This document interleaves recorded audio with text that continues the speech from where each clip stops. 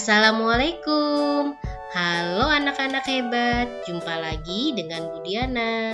Salam kompak, mandiri, jujur, dan kreatif. Hari ini kita akan belajar tema 6, subtema 1 dengan muatan Bahasa Indonesia, PPKN, dan Matematika dengan materi sumber energi angin, BBM, dan satuan waktu baku. Kalian sudah siap belajar? Oke, disimak ya. Ayo kita belajar bersama. Sumber energi angin atau udara. Udara adalah salah satu kebutuhan penting untuk makhluk hidup. Karena udara digunakan oleh makhluk hidup untuk proses pernapasan. Di dalam udara terdapat oksigen yang dihirup oleh makhluk hidup. Udara selain sebagai energi bagi tubuh, udara juga dimanfaatkan untuk energi listrik. Udara yang dimanfaatkan untuk energi listrik adalah udara yang bergerak. Udara yang bergerak disebut bayu atau angin, memiliki energi kinetik. Udara dapat dimanfaatkan sebagai energi listrik. Bagaimana caranya? Caranya dengan membuat pembangkit listrik tenaga bayu atau kita singkat PLTB. Udara yang bergerak yang disebut bayu atau angin memiliki energi kinetik. Energi kinetik menggerakkan kincir angin. Kincir angin menggerakkan generator listrik. Generator listrik akan membangkitkan energi listrik. Ini salah satu contoh PLTB di Sidrap, Sulawesi Selatan, salah satu PLTB yang terbesar di Indonesia. Ini ya contohnya.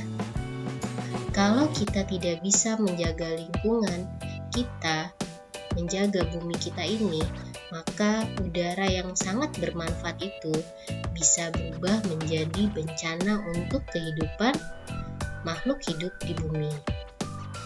Angin yang bertiup kencang seperti puting beliung dapat menyebabkan bencana.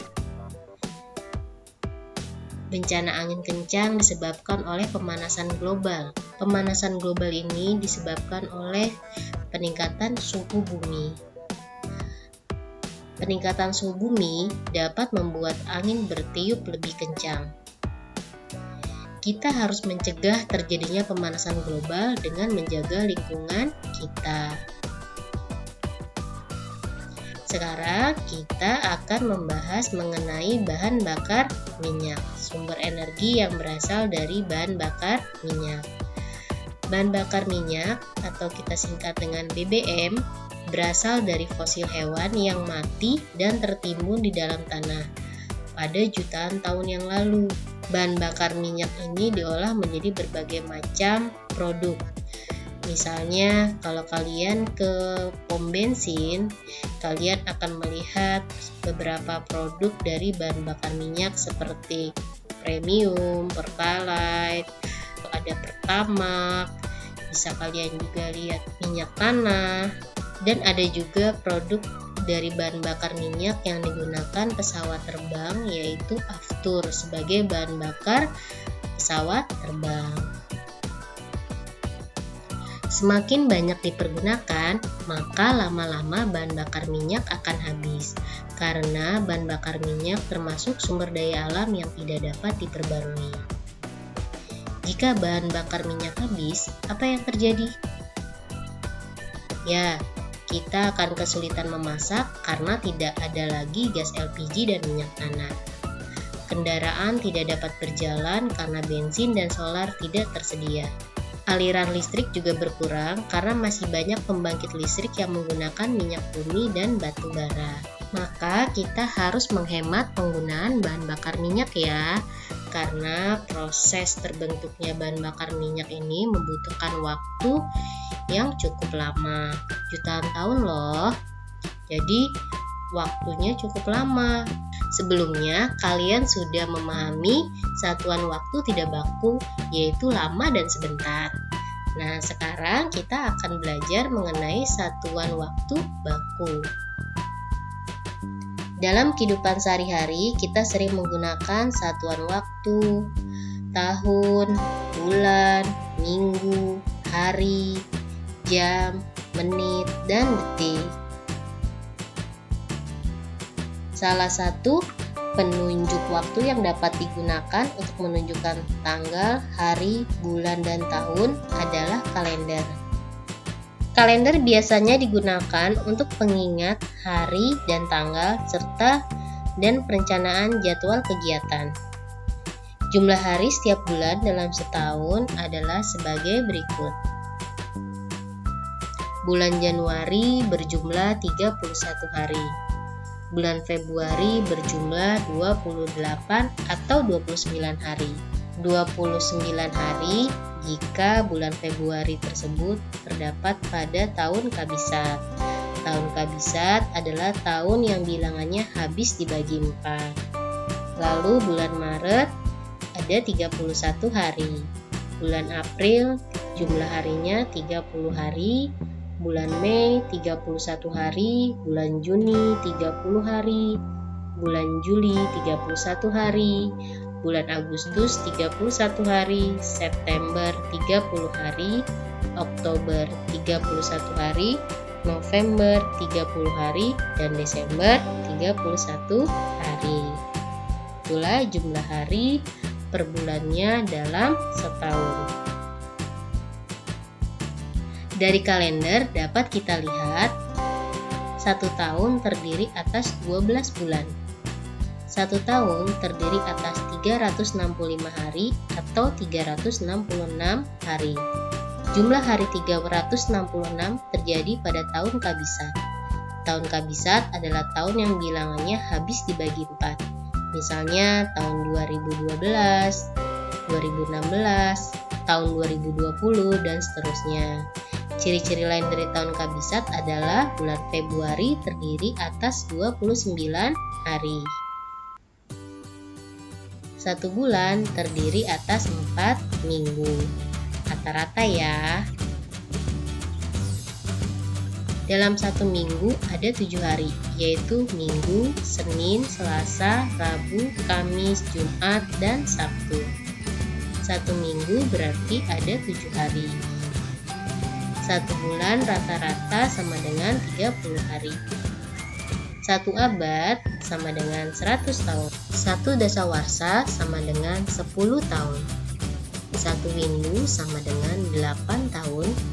Dan satu lustrum sama dengan 5 tahun. Perhatikan kalender berikut. Ayo kita berlatih berhitung berapa hari dalam kalender tersebut.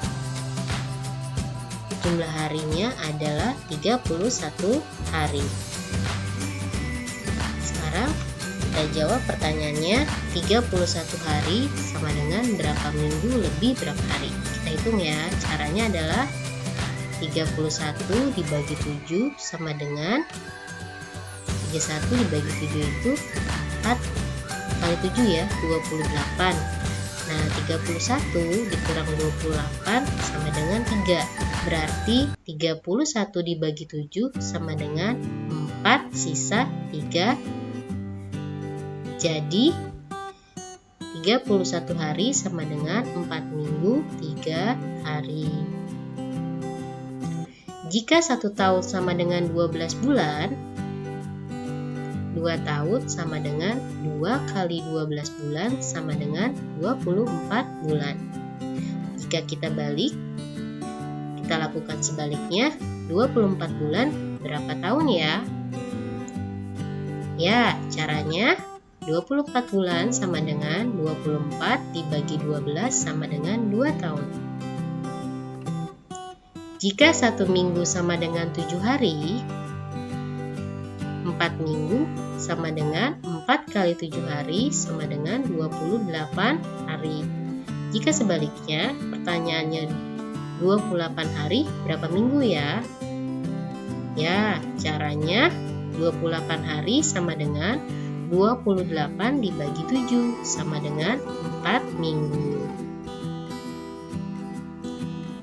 Alat penunjuk waktu lainnya adalah jam. Perhatikan jam analog tersebut. Jam analog mempunyai jarum jam, jarum menit, dan jarum detik.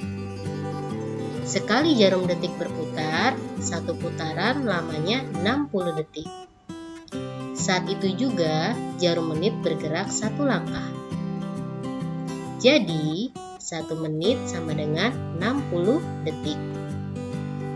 Sekali jarum menit berputar, satu putaran lamanya 60 menit. Saat itu juga jarum jam bergerak satu langkah. Jadi 1 jam sama dengan 60 menit. 1 menit sama dengan 60 detik. 1 detik berarti 1 dibagi 60 menit atau 1/60 menit. 1 jam sama dengan 60 menit. Berarti 1 menit sama dengan 1 dibagi 60 jam. Atau 1 menit sama dengan 1/60 jam. 1 jam sama dengan 60 dikali 60 detik, yaitu 3.600 detik. Ayo kita berlatih. Jika 1 jam sama dengan 60 menit, maka 5 jam sama dengan 5 dikali 60 menit sama dengan 300 menit. Jika sebaliknya, 300 menit kita cari ke jam. Caranya adalah 300 menit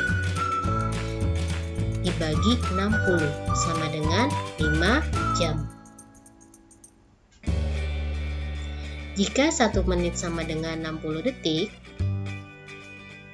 maka 10 menit sama dengan 10 kali 60 detik sama dengan 600 detik.